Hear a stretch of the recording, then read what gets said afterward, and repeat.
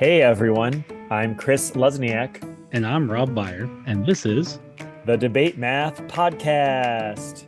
debating mathy topics and mathy pedagogy with mathy people just like you. Let's get into this month's debate. Well, if you know the Common Core, then you have probably seen the 8 Standards of Math Practice, or the SMPs as we refer to them. So I like to think of the SMPs like my kids. Like, I love them all, but I definitely have a favorite. Here at the Debate Math Podcast, we are huge fans of SMP number 3, construct viable arguments and critique reasoning of others. But we wanted to take some time to highlight some of the other SMPs, and so we reached out to educators asking for their favorites, asking them, what is the best SMP? And today we have 3 educators willing to share what their favorite SMP is and why. And so first up, arguing for her favorite standard of math practice is an educator in her 10th year of teaching, an amateur gardener and baker, a lifelong fan of the number 28, a perfect number, and a spindrift enthusiast. It's Paige Sheehan. Hi, Paige. Hi. Can you tell our listeners where you are and what your current role is? So I am teaching high school math in Milwaukee, Wisconsin. And the question we want to ask all of our guests, when did math first become controversial to you? So math first became controversial to me in high school. I had always been good at math, but I took a little longer to get things correct. And that was something my teachers ensured that my parents knew, but they didn't mind. And then my sophomore year, my teacher started grading my homework for correctness. And I'm like, a follow the rules girl. So I wasn't going to cheat or change my grade. And I think that mindset just really bothered me. And I couldn't get past that I was supposed to get 100% of my homework correct. And I ended up getting the lowest grade the lowest grade I'd ever gotten in math before. And so I keep thinking back to that as a teacher now, and I never want my students to feel like they have to get everything 100% right the first time. Awesome. Thank you for sharing. Next up is a teacher who just started his 24th year in the classroom, a high school boys basketball coach, and a lover of all things Lego.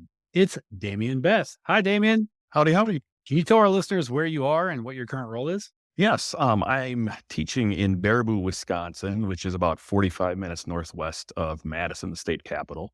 And I'm currently teaching Algebra 2, AP Stats, and AP Calc, and also dual crediting them through a local 4-year university in the state.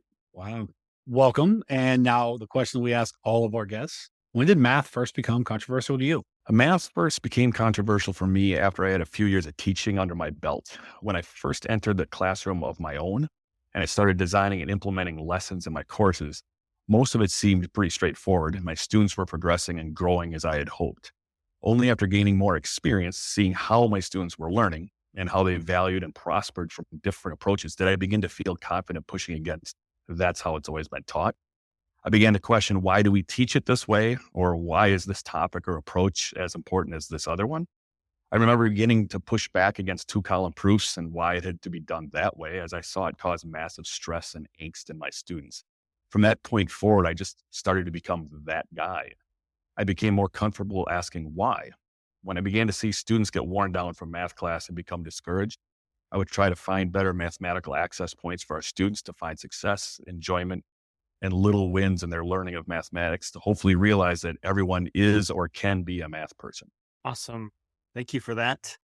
And last, but certainly not least, is a longtime educator, the creator of visualpatterns.org, and the Oregon Ducks #1 football fan who promises she can kick your ass at homemade pho. It's Fawn Wynn. Hi, Fawn. Hello, everyone. My name is Fawn Wynn, and I live in Southern California, about 30 miles south of Santa Barbara. And every time I say that, I think it always sounds better than being 60 miles north of LA. So, yeah, the weather here is perfect, as you can imagine. It really is perfect year round, but apparently not perfect enough for Chris, who left us. And such a romantic. He left us for love. Yeah, yes. We have a small earthquake recently, right? A few weeks ago, and it was at center right here in our town, Ojai. Yeah, so a little bit scary. And can you share what your current role is? Yeah, I'm currently working at Amplify just for this last year. Before that, I was in the classroom for 30 years and then 3 years as a math coach for a K through 8 school district. Yeah, but unfortunately, 2 of those 3 years as a math coach was during COVID. And with that, the question we want to ask all of our guests, when did math first become controversial to you? Math was first became controversial to me when I took a summer math course after I was already a school teacher for 2-3 years teaching science. I took the course because I'd always loved math. And the reason I always loved math was I had really good grades. I had mostly A's. Then this math class put me in a state of mind that was foreign to me in terms of school.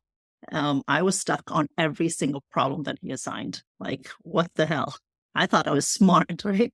So luckily, my classmates were also stuck. And our math professor, Dr. Shaughnessy, he actually said, if you're not stuck, then I actually assigned the wrong problem. So it felt really safe, right? It's really safe to struggle and safe to feel sorry and sad for me. But yeah, and we were all stuck. So that was good. So I would spend hours working on a problem, staying awake at night, thinking about it. But I realized how joyful that was. I actually savored the struggle. And Paige, you mentioned you're a baker, and I always wanted to bake. And when I say savor, I do a lot of the comparisons to food. And have you ever tasted the best dessert on the planet, which is Gordon Ramsay's sticky toffee pudding? I'm not even a dessert person, but you have to do that before you die. So anyway, talk about savoring that struggle, as in savoring this dessert that's sublime. So I learned so much about math and mathematical thinking in that one summer course than all my previous years combined. And I just felt kind of shortchanged, right? As a student, I was misled to think I was good in math when it's really just, I could memorize, be a good student. So I made a promise to myself right there and then to not do that to my students. Wonderful. Metaphor and all. Thank you. And with that, let's get into the debate. We begin with opening statements from each of our speakers. You each have 2 minutes to present your arguments. Paige, you are up first. You have 2 minutes and your time begins now. Okay. My claim is that SMP number 1, make sense of problems and persevere in solving them, is the best SMP. And I have 2 warrants to support my claim. Number 1, SMP number 1 lays the foundation for all of the other SMPs. Making sense of the problem must be the first step for any problem solving, and persevering through a problem allows students the chance to demonstrate all of the other SMPs. One could even argue that some of the other SMPs could fit inside of the first standards. Students need to be able to make sense of problems to find entry points and create a plan. Without a plan, students will be unable to move forward. If students don't take time to make sense of what a problem is asking, how are they supposed to know what tools they need to use or what prior knowledge they should be drawing from? If students can't understand a problem, how are they supposed to create a viable argument? Or let me try that again. If students can't understand a problem, how are they supposed to create a viable argument for a claim? If they can't persevere through a problem, how can they reach a point of modeling or finding any structure? Students need to be able to make sense of a problem and persevere before they can do anything else. There's a reason why it's number 1. Warrant number 2, it's the best because it reminds me and my students that all mathematicians have to first take time to make sense of the problem, and then they need to persevere through setbacks, mistakes, and frustrations in order to solve it. All the other SMPs are important, but this one reminds us that all mathematicians, even ones with PhDs, go through this process and share these feelings as they solve problems.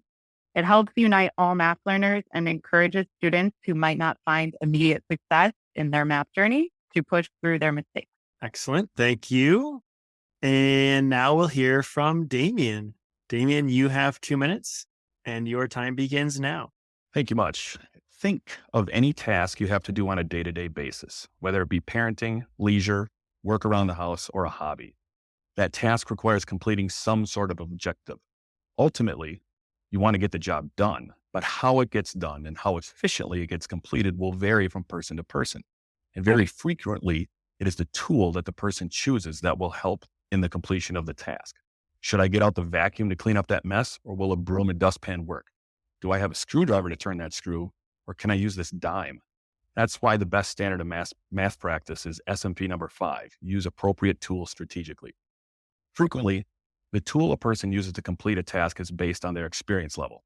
A beginning woodworker is not going to use the same tools that a more seasoned carpenter would to build a toolbox or a cabinet, but even an experienced woodworker may still use a very simple tool, but in a very clever and unique way.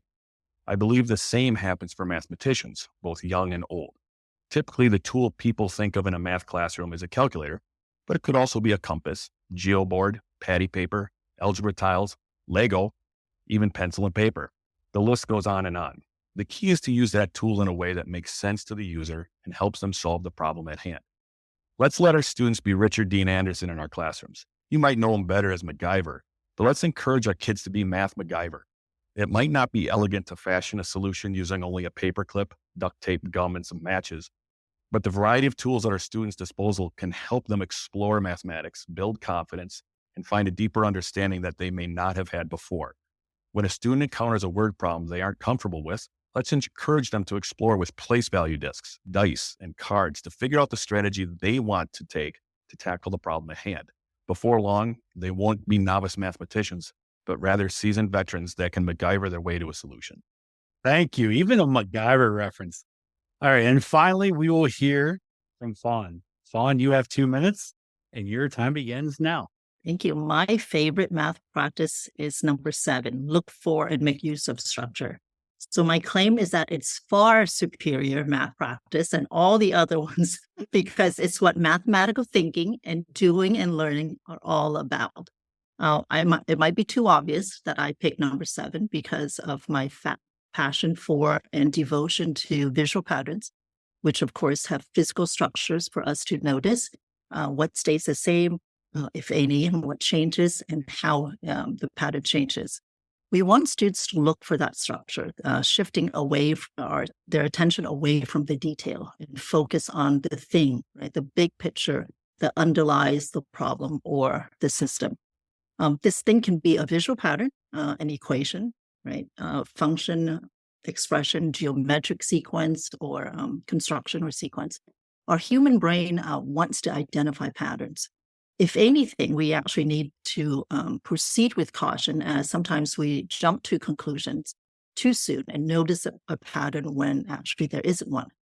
It's our job as teachers to provide opportunities for students to have these structural aha moments by not telling them what to look for, what and where to look for. Right?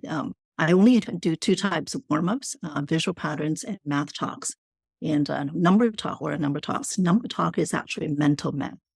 The reason behind having to do it mentally is to encourage students to find and pay attention to the structure, right? The thing about that problem that eases the load of the computation. Our youngest children, for example, switch from adding to multiplication, and it's due to structure, right? And all these changes and flexes that we do to a problem shows that we understand the structure, like doubling and halving when we're trying to multiply 2 numbers. We don't always have to distribute first, for example. So there's so much of MP7, of course, in writing proofs in geometry also. Thank you all. That was a great start. You heard some great support for these 3 SMPs. And obviously, Rob and I, again, would support number 3 as well in there. And they're all, of course, interrelated. But I just want to hear a little bit about like concreteness. Like, how does this take shape for each of you in your own SMP? How does it take shape in your classroom? Like start with Paige here. Like, number 1, how do you help students, or like, is there an explicit thing you do, an activity or something you say to help really encourage and focus on the perseverance side of things or the making sense of things? Yeah. So I think I've done a lot of like moving to the whiteboard and working with groups. And I think this might go a little bit with SMP number 3, but I think those types of things and having the support allows students to make mistakes and put something down without being like, this is permanent, and then start to make sense of a problem in a way that they can erase and change without it being like bad in their head. And then just help seeing them like work with other students and being able to see the other whiteboard help students persevere, because if they're stuck, there's that visual thinking that Peter talks about in the thinking classrooms, and they can like take another step forward and are able to use their classmates, help them persevere when they're stuck. Nice. And then Damien, how do you help students really think about the importance of choosing strategically their tools? And do you make it explicit in your classroom? I try to at times make it explicit. And I like to, a lot of times in my classroom, work through it like a student would, instead of it me being the person up front, telling the student that this is how they have to do it. I kind of work through my thinking of, okay, why am I choosing this method? Why am I choosing this tool to approach this problem?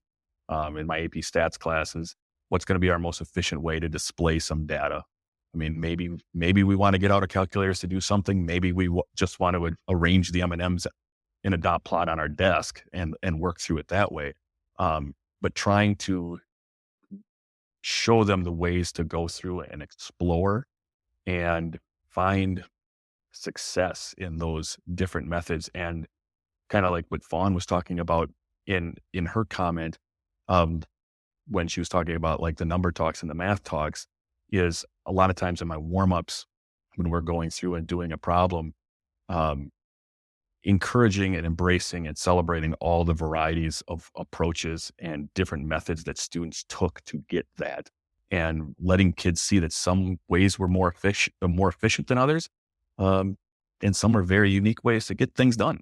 And Fawn, I know you mentioned visual patterns is a great way to get students to see structure. And are there other tools you use, or is there something you talk about with students to really emphasize this idea of like seeing structure and like zooming in, zooming out, or whatever?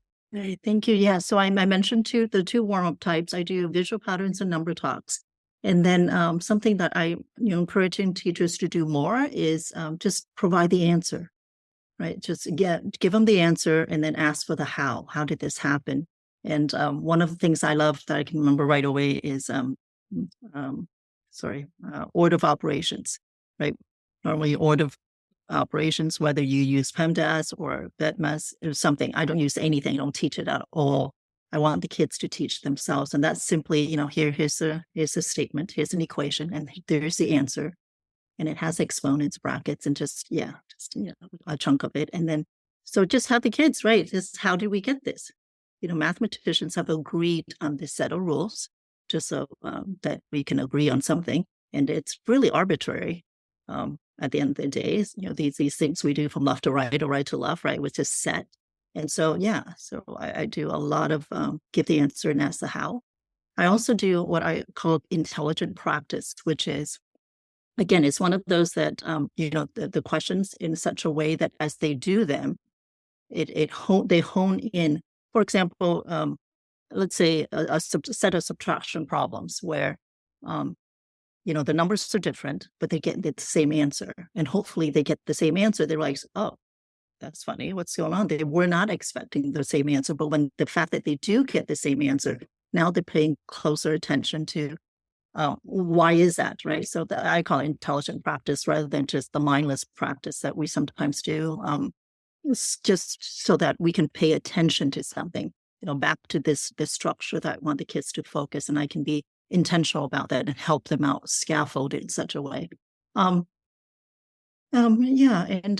Math tricks is another one, as in there is no such, we're not supposed to teach kids math tricks, but I say teach them all.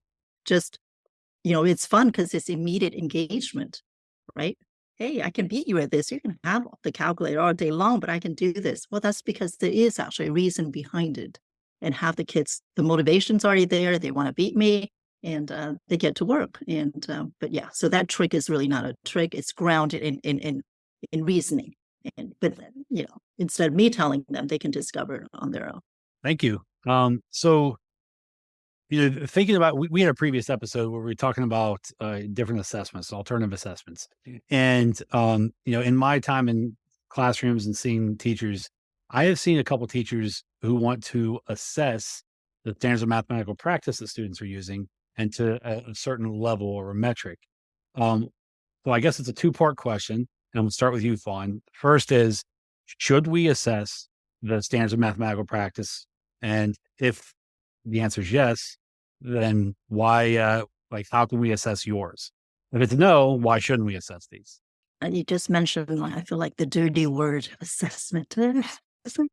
Not my favorite thing, but I know it's necessary. And I think that what's difficult about it is, the metric, right? How do you measure it? And so, a great question. I'm not sure because I want you to test it, but I don't want at the same time, I don't want students to be graded on it. So there's that difference. I think of a performance task in California. Kids, in addition to the multiple choice and other questions, they also have a performance task. So in a performance task, I think that you can get at the math practices there. And also the other thing about maybe against testing it is simply the SMPs are meant over time, right? That's why it spans K-12. We have our content standards for grade specific, but our SMPs span the grades. We want the kids to, start at K and never ending. It's a lifelong thing. So how do you test something that you want kids to be lifelong learners? Damien, same questions to you. I think I'd piggyback exactly off of what Fawn was saying. And it's they span. You want to find growth in all of these practices as you go through.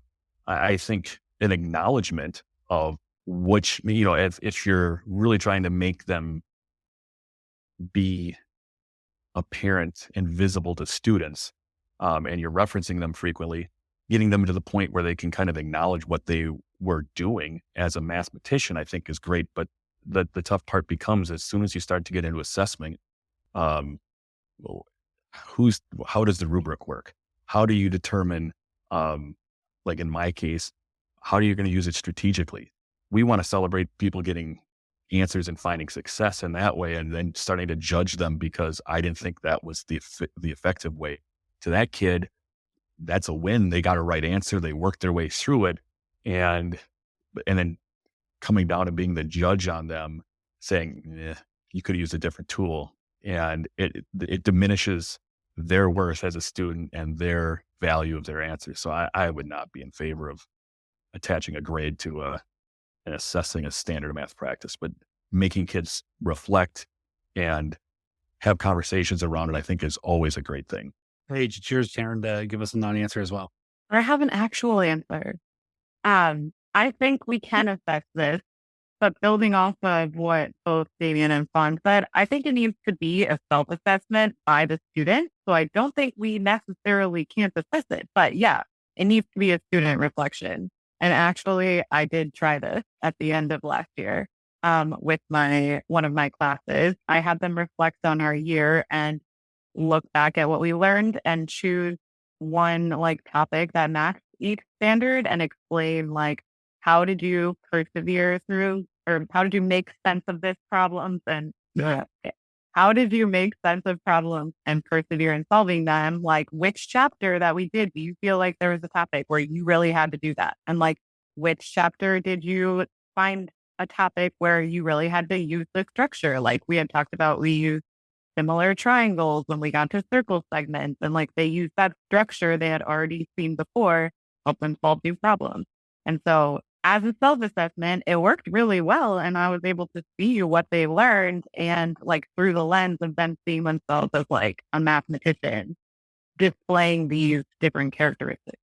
Nice. I want to get back into why yours is the best. And I'm wondering, and I'll start with you, Damien. I'm going to go a little out of order here. Do you have a story, a moment where you can say oh, this student or this class had a great moment where they really succeeded with this SMP, or had a great learning experience through this SMP kind of moment, and tell us why? And you could think for a moment.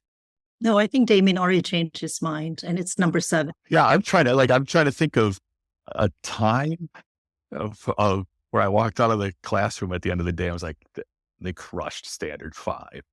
Man, I don't know. What was a time where it's what tool did they use to to solve the problem.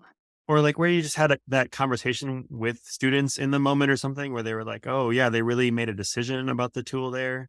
I don't know. I don't know if one really sticks out in my mind explicitly about that, where we've had that conversation. It's the thing that keeps bouncing around in my head is when I'm thinking of tools. Sometimes we get stuck in that physical realm of a tool in a math classroom that's going to do something. And back in my day when I was teaching geometry, that was a little bit easier to come across there. But I'm more thinking of that cognitive tool and that approach that you're going to take to a problem. And I'm going back to a warm-up problem that was a bell ringer that we started in my calc class last year, where we were just kind of doing algebraic work. And it was a group of seniors who had some struggles with times with algebra and remembering certain specific pieces of things. And I had a method in my efficient route of how that they were going to go about doing this problem. And not one of my groups in my class did that route. And over half the class, every group had a different version of it. And over half of them were new, unique thought process and ways to kind of like what Fawn was talking about with orders of operations and things, attack strategies completely different. And the algebraic tool that they used really sparked a great conversation, and pulling off that, why are you doing that? What made you choose this? It was nice to hear the conversation go around, not because of something explicitly taught in class, but they brought it around to a mathematical lens of understanding that deeper reason of why they chose that approach and why they chose that cognitive tool to do it. I think that's the best I can come up with right now. No, that's good. I actually love, I mean, if I may share, I just love the fact that you can think of one right off the top of your head, because I was thinking about one too. And I said, I don't know, so that the fact that because you're trying to honor that cognitive versus always physical. And unlike Rob, it's hard for the rest of us to pick our favorite child, but right, like favorite practice. Do you have a favorite visual pattern or favorite thing that when students really get structure?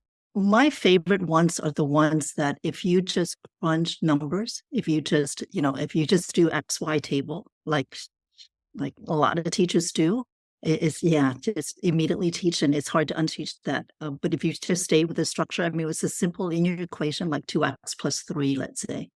But the structure of it is so beautiful. And so it was so simple, and it would be completely ruined. I guess my favorite, because it's completely ruined to me if you just, I see the common difference or something. Yeah, just reduce it down to numbers rather than just stay with the structure. Beautiful. And Paige, over to you. So do you have a moment where a student really made sense, took the time, or really persevered that you can share? Yeah. Actually, we use visual patterns a lot, and I love them. Specifically, I love the quadratic ones that you can see the squares. And that also, I think ties in my class. We try to do a lot of non-curricular tasks at the beginning of the year, even at the beginning of class, for a few minutes. And I find that really helps students build their perseverance, because they don't feel stuck like they do with an algebra problem where they're like, I'm bored, I don't want to figure this out. They want to push through and persevere. And I think it teaches them how to do that, especially with the visual patterns, because there's such a low floor, high ceiling task where they can count and they can look for pictures and structure. And so I think the visual patterns are actually one of the times for sure when I see students making sense of it. When they see the square and they're like, cool, squared. I'm like, yes. So that kind of thing is my favorite. See, I've got most people on board with number 7. Hello, let's not deny it. You can shut this thing down right now. Fun with it. So it's funny that Fawn keeps bringing up that it's number 7's the superior one. Wait, I think far superior. We can run that back. I think far superior is the one that she says. But it's funny that like you talk about that, you're talking about like students looking for a structure, right? And then Damien talked a little bit about like math MacGyver. And when I think about MacGyver, like what did he have to do first? Paige, you want to chime in? It sounds like that it sounds like everybody's kind of talking about like number one. So Damien and Fawn, like defend a little bit more why like yours is better than making sense of a problem. Because you both kind of talked about making sense of that problem a little bit. Fawn, I'll let you go first, since you're the far superior one. Okay, well, yeah. Well, I think to pick number one is cheating because Paige is right. I mean, that's why it's number one. You have to make sense of it. So, yeah. So I give, but and at some point, I hope we know that it's not possible to pick one. And also, Paige, what you mentioned gives me another claim that I can think about is that I claim that we teachers cannot teach the 8 math practices that they're meant for students, right? They're written for students to experience, to embody, and to foster that. So what we can do as teachers or offer these great tasks or just tasks, and and I'm trying to avoid saying rich tasks now, even though I always say it, rich tasks all the time, because I want to honor the teacher. Because not every task in the textbook, right, or whatever we have is necessarily rich. What it can be rich is our teaching. So, and offer opportunities for them to bring out these 8 math practices. So yeah, we can't teach it, but we can certainly offer opportunities. And yeah, did I just give in to Paige? I did. It sounds like your far superior just went away. I just did. Because you did say picking number one is cheating. Damien, you go ahead. I'm going to give you the floor as well, too. And Damien, I have a tool that very few people use. And so I love choosing the right tool. And I have a session on this, guys. I go around the country, talk about drawing rectangles to solve word problems. That's my tool. It's drawing rectangles. I'm known locally as the rectangle queen. That's how badass with rectangle. Only according to herself. Yeah, according to the world Fawn. And also spreadsheets, guys. I know you're both teaching high school, and I appreciate it, but I'm middle school, and I want the elementary teachers to start using the tool of spreadsheets. Yep, just get things arranged. And in other words, if we kind of trying to figure out how we defend ourselves against number one right now. I think the part where my brain's going with regards to using tools strategically is sometimes, and a lot of times, where kids will struggle is they don't make sense of a problem right from the start.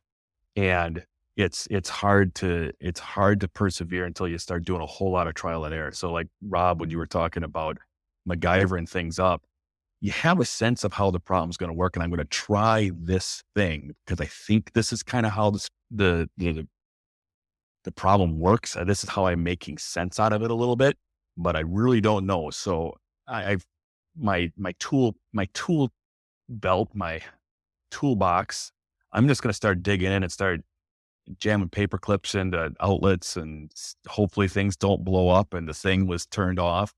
And that tool did not work. And as you start to use a tool, whether, like I'm thinking of like area model multiplication stuff, I bring that up to my upper level, my upperclassmen in school that they hadn't really seen it. And I'm showing them 2-digit multiplication with boxes and showing them how to mentally math this. Like, this is a really cool way to do this.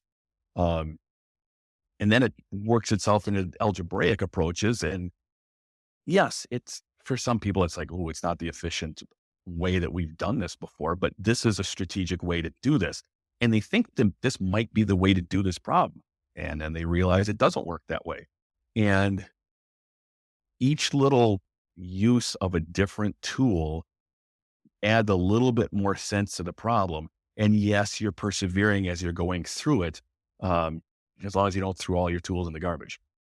Yeah, that perseverance is huge. So the second part, right? And that's part of, they have a hard time making sense of it, but for them to stick with it is all we're asking for is not to give up, right? Yeah. And then let's talk about number 5 a little bit. So speaking of tools, I'm wondering, I know Fawn, you talked about rectangles as one of your favorite tools, but Damien, Paige, and I'll start with you, Paige here. Do you have a favorite tool or favorite 2 tools? So what are the things you really like to see a lot of use in your classroom? Yeah, I mean, I think my favorite tool is the whiteboard. I feel like you can do a lot of thinking on a whiteboard. We can pretty much do all of our class with a whiteboard. But I will say that my second new favorite tool for my struggling freshmen is graspable math, and like being able to like learn how to do the things without getting bogged down with all the arithmetic. So I think there are a lot of specific tech tools that I could say, but I think a lot of them are similar. And that one really stands out as something that like is helping my students understand structure and just how things work without having to like make little mistakes and be able to observe.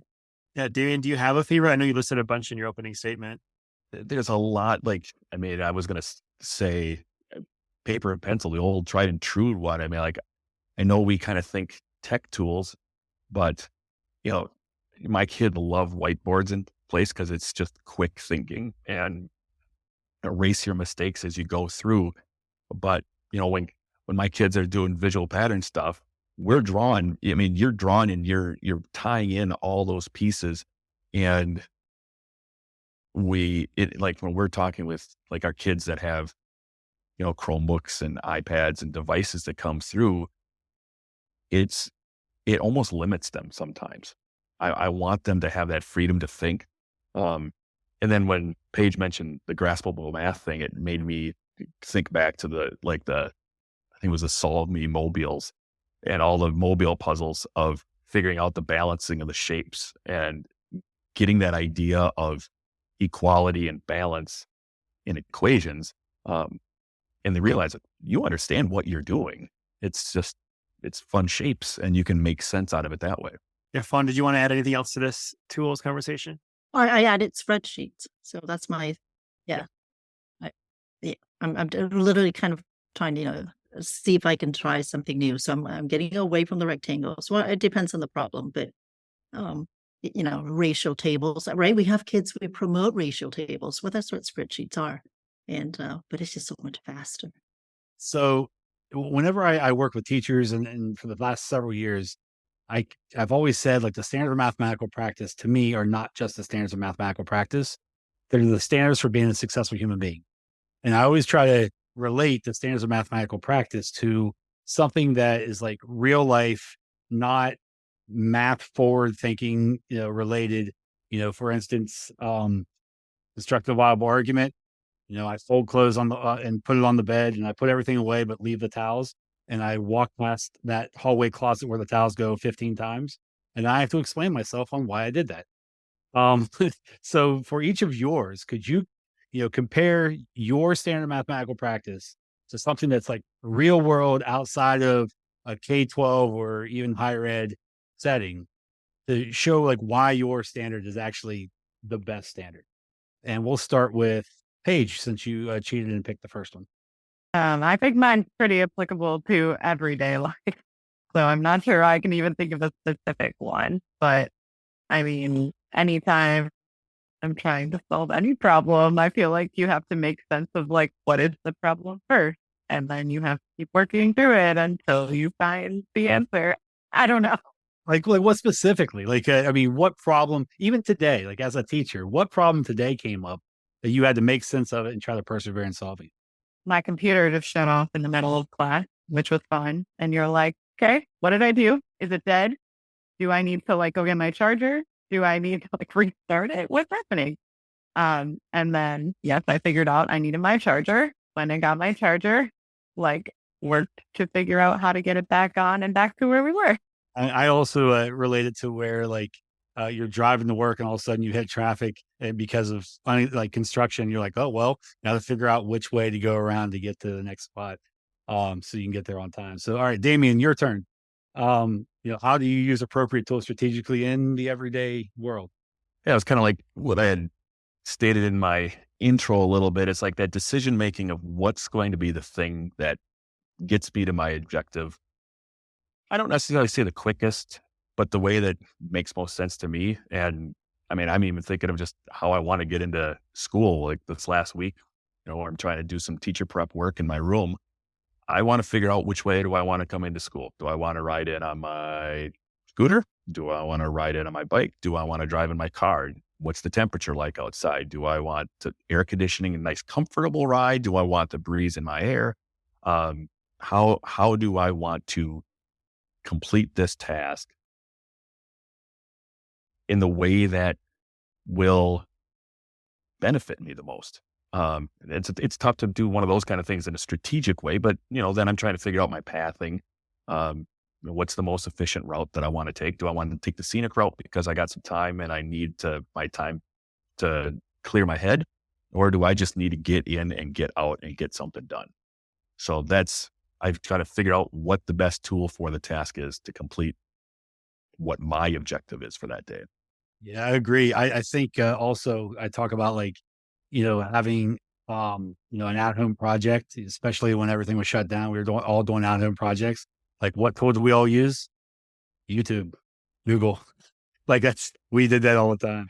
And then I'm even going back to thinking in my coaching realm of, when I've got an objective of what I want to try to get done for practice and for an opponent coming up, what is the best drill that we're going to use to set this up? What techniques do we need to do? What equipment do we need? Because we can learn it the fast way. We can learn it the meaningful way and have some of my players actually still remember it and retain it and actually perform correctly in the next game. All right, Fawn, it is your turn to redeem your far superiority by sharing with us why it's so important that number 7 relates to the real world here. So glad you keep remembering that. Well, I think 1 and 5 are easier to apply in real life. But the math practices in real, I always call them habits of mind, right? The 8 math practices, habits of mind. And that's one we want for everybody, for every learner and every worker and every citizen kind of thing. And Dr. Gordon Hamilton, he says this about math practice 7 that I love because it's so short. He says, be observant. So when you observe things, right? Well, whether it's a situation or a thing, we can tend to it. If we can observe it, we can tend to it in our best situation. And in terms of real life, I know who's lacking observant. My husband's not here, but yeah, if he could be more observant, that would be great. The stuff he really doesn't see. He has 2 perfectly good eyes, as far as I know, but he just doesn't see. And I realize, oh, you just don't see it. It's like, oh, you the fact that you just tossed something, it completely missed it, but you don't bother to, correct that. It's like you don't see it. Yeah. So I'm perfectly observant. So I'm it's others around me, but yeah, just pay attention to the thing. There's math practice 7. Yeah, across the street, pay attention. I think too, sorry, Chris. I think too, it goes into like when we go on vacations, we go on trips or whatever, like we go to the same spot and we find like the same places that we like to go. And then we repeat that pattern. And even to the point of like buying a plane ticket for a trip, knowing like what days it's, it's lower in fare. And like my father-in-law does that all the time where he's like, oh, well, I know this day I'll be in charge of it. And he always gets us the best rate because of it. But it's a pattern. It happens every week, every year at the same time. And then we know that we're going to get the best deals and get the best service. And it's a pattern. How many of us order the same thing at our favorite restaurant? Oh, yeah. Salmon every time. That's all 5 hands. Yeah. Because we notice the thing we love and we don't want to risk it. And so. Yeah. Very good. I have one last question. I want to just go a little deeper here. Because I think about when I work with teachers and even when I look at textbooks, all I hear about or all I read about is the content standards. Like I'm covering this content standard and this standard and so on. And I don't often hear much about SMPs or read it have it included in the textbook, depending on which textbook you're using. And so I'm just curious, do you think content versus standards, the math practice, is one more important than the other? And how would you advise teachers to think about that? And I'll start with you, Paige. Actually, I think my textbook has the SMPs in it, but they're always just like thrown in like, oh, and students will model here. Like, I don't think they think about it. And I think they're equally important. I think, like we said before, it's just easier to assess content standards. But as a teacher, if you want to develop students who are mathematicians and are able to like do the things mathematicians should do, we need to be able to do that. But I mean, I don't think either one is more important than the other, because without the content standards, like what would we be linking these standards with? Like they kind of balance each other out, in my opinion. Yeah, Damien, do you think they're balanced, or is there one side more important than the other? I think you can use, you can use your content standards to teach the math practice standards of you're teaching it through the content a little bit. And I think going through and teaching the AP program, they've got that. It's a very similar vibe going through there that permeates throughout. And it's one of the sometimes a little bit of a challenge when you start focusing on contents and standards. Sometimes they only occur for a couple weeks in October, and then a different content standard shows up in November. And whereas these math practice standards are throughout, like we've been talking about, they're from K through 12. So you kind of end up finding a way to teach the 8 standards via the content. And then going back to like what Paige had talked about at the very beginning about like the self-assessment and the self-reflection piece, you can use, then those students have those experiences through that content to relate to, hey, that's when I was using this content, I did SMP 7, and then I did SMP 1, and I did SMP 3, and they're using the content to identify what they did with the different math practice standards. And Fawn, your thoughts? Yeah, thank you. Yeah, I really appreciate what you both said, Paige and Damien. We might be familiar with the teachers or the 5 math practices from Peg Smith, the book, right? And I was thinking about the anticipate part, the first step to anticipate. Normally we anticipate the solution path, right? The different ways that students might solve it. But I think we should also anticipate the MPs that might come out. I mean, as we plan this lesson, to be intentional about, okay, so here's a task, what different solutions, but also what MPs might that I could encourage, that I could foster, that I could facilitate and draw more from this task. And also, I was thinking that, there's no one task, right? We know there's no one task that can have all 8 math practices. That said, I don't think you can only engage in one math practice, as we're just talking about here. Yeah, so it's both. No task. I don't believe there's one task that can embodies all 8, or not one I can think of. But then also, there's no task also that just allows one. And like Paige said, it doesn't. I always say MPs tend to live on classroom posters. Or, it's tossed into in the lesson, and you just see it and you go right on. You focus on the content, and it lives on these posters, and it gets called out. Hey, we just did number 3. But what Paige is doing, have the kids self-assessment, right? Really talk about it. I'd encourage the entire staff, the admins, everybody involved to be speaking from the 8 math practice, lift the language from the 8 math practice and say it so. Did you see the structure? What tool did you use? Did you attend to precision? I mean, that's what the 8 math practice are. So the more that we say them, the more that we communicate. The principal walks in and says, oh, I like how you're persevering. I like the conjecture that you made, right? Just directly lift the language from the 8 SMPs, and not in a fake way, a very authentic way. This is what we're doing. And so, yeah, unless that document and that thing, lives in our lesson and comes alive by us really honoring it, that's how we can bring it in authentic ways. Can I add something? Yeah, go ahead. I was just thinking when Fawn was talking too about how like you can teach the content without really using any of the SMPs, but you can't really teach the SMPs without the content. And so I think that's kind of like where they balance and where they mess. Exactly. Like, yeah, Damien, you said through content. Excellent. Thank you all. And that concludes our questioning round. And we will now end by giving each speaker a minute or two to make their final arguments to you. And first up, we're going to start with Paige. Paige, floor is yours. Okay. I think we can say, even though Fawn thinks it's cheating, that SMP number 1 is still obviously the best because it is applicable to everyday life.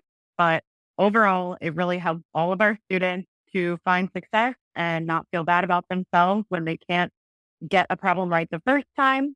It allows them to make mistakes. It helps them to see that even mathematicians who have done a lot and appear to be smarter than them are able to go through the same exact process.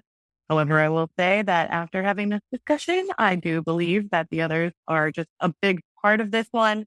And without the others, it wouldn't be so good. So I am conceding a little bit. And yes, admitting that maybe it was cheating to pick it. Thank you. And next up, Damien. Like Rob had stated at the beginning, the 8 standards of math practice to a math teacher are a lot like a parent with 8 kids. You just really don't try to choose favorites. However, as time goes on, you know the strengths of each of your kids and know who to go to in and for various situations. That probably describes best the relationship I have with the 8 standards. It's hard to just pick one, but the one I frequently refer my students to is number 5. After analyzing the situation and identifying the object, what's going to be our strategy and what are we going to use?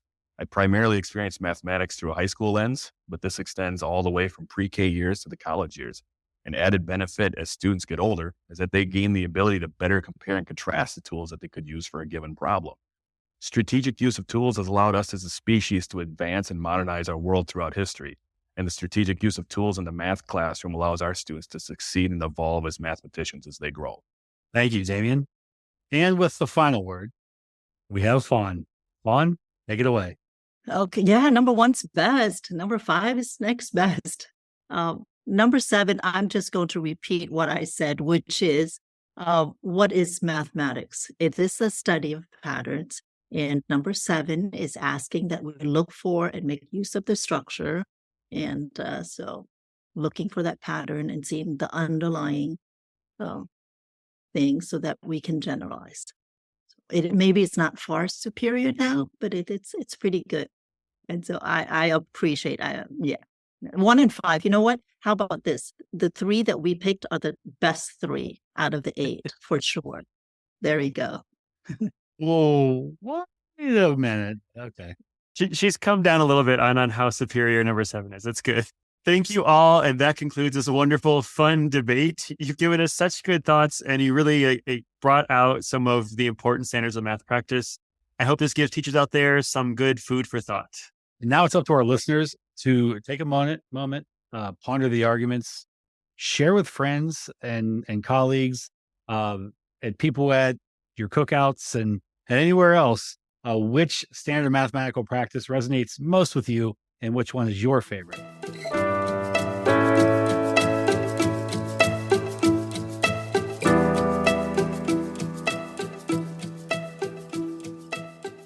Be sure to go to our Twitter or X at DebateMathPod to share your thoughts on this debate. What is your favorite SMP and why? And huge thanks to our 3 guests for being so thoughtful, respectful, playing off each other. It was just a wonderful all-around discussion and we learned so much. And thanks to those who are listening. We hope you enjoyed and learned from this debate. And as we wrap up, Paige, where can listeners find you? You can find me at Mrs. Sheehan Math on Twitter and on Mastodon. And Damien, where can listeners find you? You can find me at Damien Best at both X and Mastodon as well. And Fawn, where can people find you? I am also on Twitter, X, and I need to get over. I think I created a Mastodon account, so I need to just hop on over at Fawn P Win. All right. Thank you all.